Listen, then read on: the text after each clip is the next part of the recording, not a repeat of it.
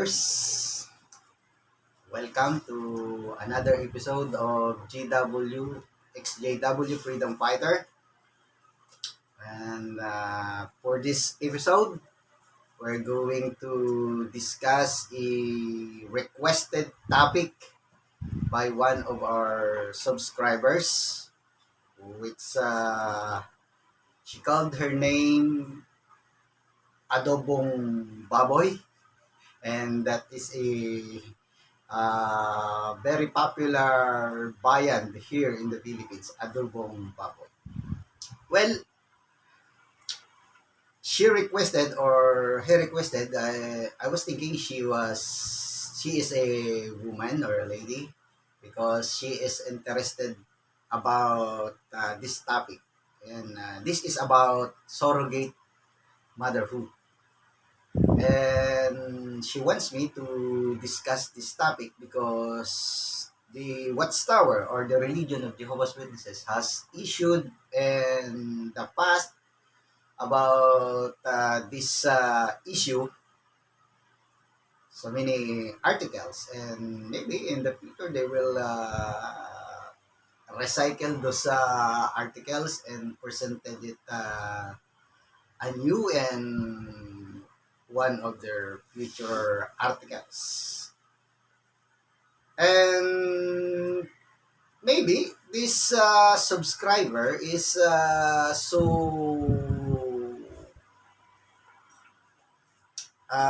or that she has noticed, maybe she has noticed the ridiculous way how the Watchtower Society or the Jehovah's Witnesses has come up with their position of prohibiting surrogate motherhood or surrogacy to their members, and then donating sperm cells to sperm bank is also prohibited for their male members. And how did the Jehovah's Witnesses came up with this kind of position?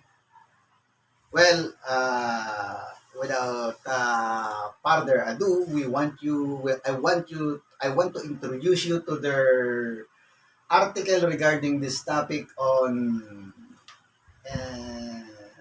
an issue of Awake, dated 1993, March 8, on pages 25 to 27. And this is entitled, Surrogate Motherhood, Is It for Christians? At the end of that article, they explicitly said or make clear their position that they are against surrogate motherhood. The sentence is, thus, surrogate motherhood is not for Christians. That is their position about this topic. And how did they came up with this viewpoint or position?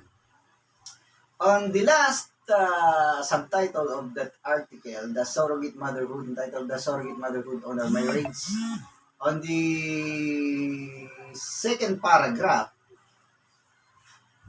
they use a verse in the Bible which they choose to support as a main basis or main support for their position.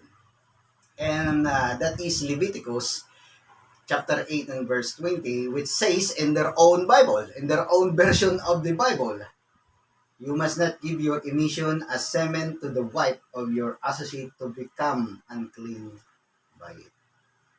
Now, this is their conclusion for that.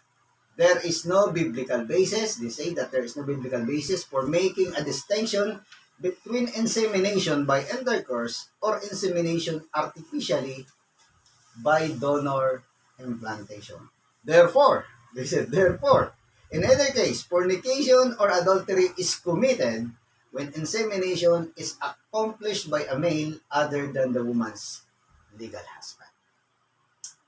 So this is the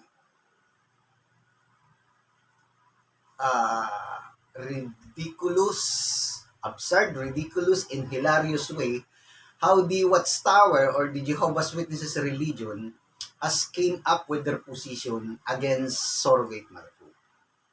For them, artificial insemination or surrogacy through artificial insemination and vitro fertilization, it's the other call it test tube baby, is a form of adultery or fornication. And the basis for that is their rendering of Leviticus 18:20, which says in their own version of the Bible that you should not or you must not give your semen to the wife of your associate. Well, that law is being given to the nation of Israelite and a very wait time when the science or the scientific procedure of artificial insemination is being developed by the medical community. So, does God has it in mind when he gave that command to the Israelite? Or does Moses and the ordinary Israelite understood it that way, that an artificial insemination is being covered by that particular law of God mentioned at Leviticus 18:20? That is a very absurd and ridiculous idea.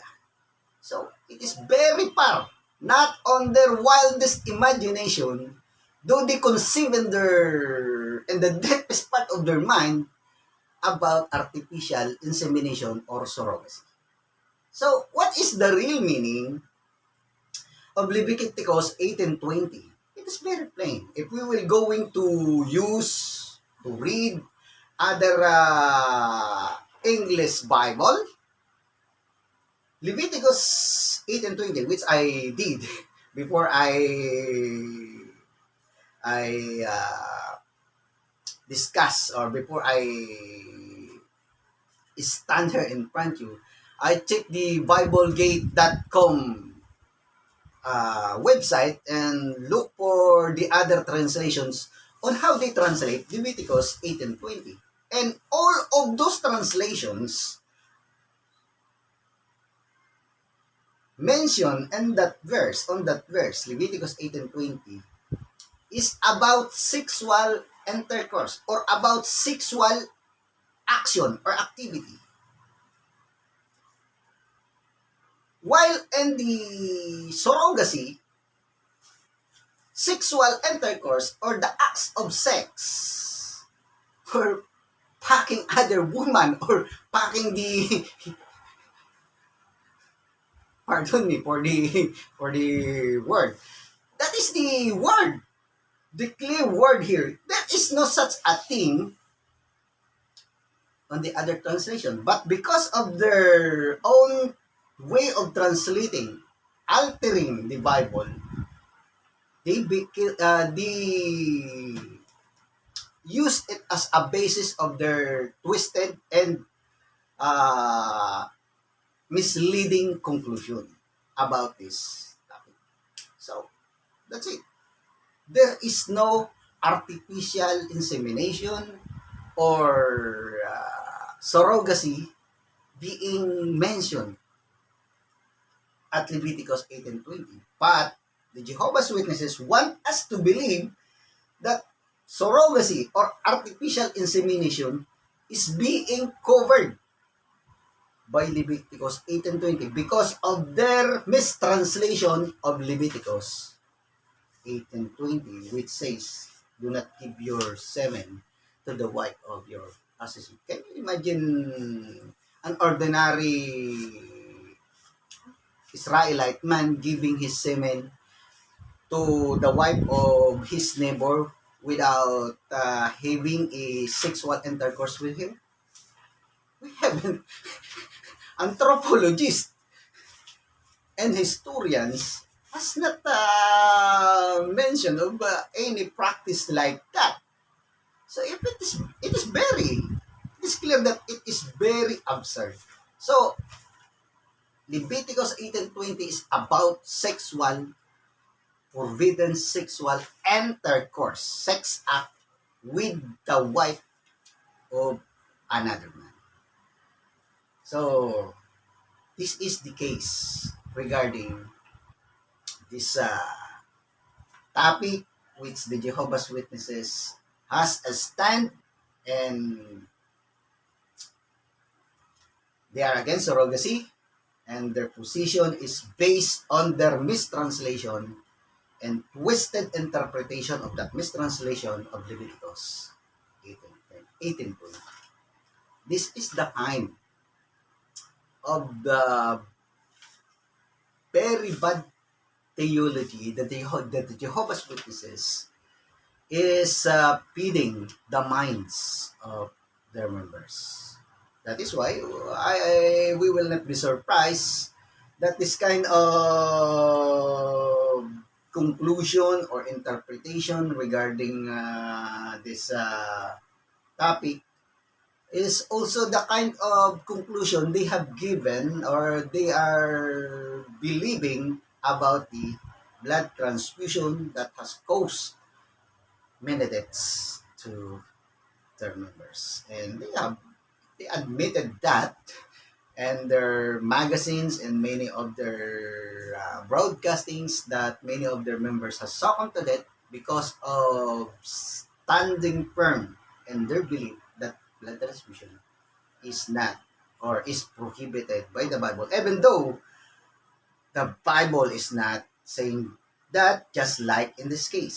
Surrogacy is not prohibited by Leviticus 18:20, but they choose that or they pick it up to become a basis of their conclusion. That is all, and I just hope my subscriber, Adobong Baboy, as was satisfied with my discussion about this topic. Thank you, and have a